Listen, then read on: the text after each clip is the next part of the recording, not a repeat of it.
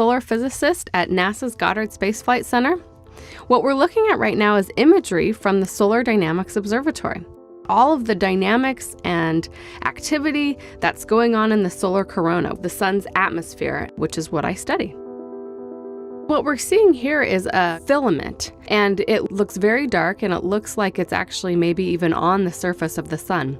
But we can see as the sun rotates around that actually it's suspended high up in the atmosphere away from the surface. When viewed from this angle, we call them prominences.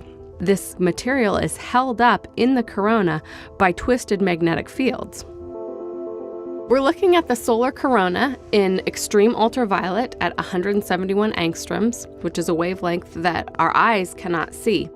My favorite thing is all of these magnetic loops that you can see on the sun, how dynamic these magnetic loops are, just telling us how much change and evolution and activity there is on the sun at all scales.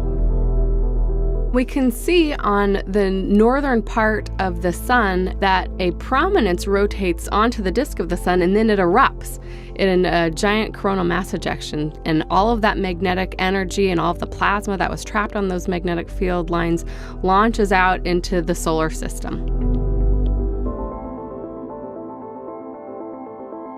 We're watching the sun rotate right now. This is one of the basic features of the sun, and it takes about a month for the sun to rotate fully around and to see the same spot on the sun come back. We're seeing the sun rotate so quickly in this movie because it's time-lapsed.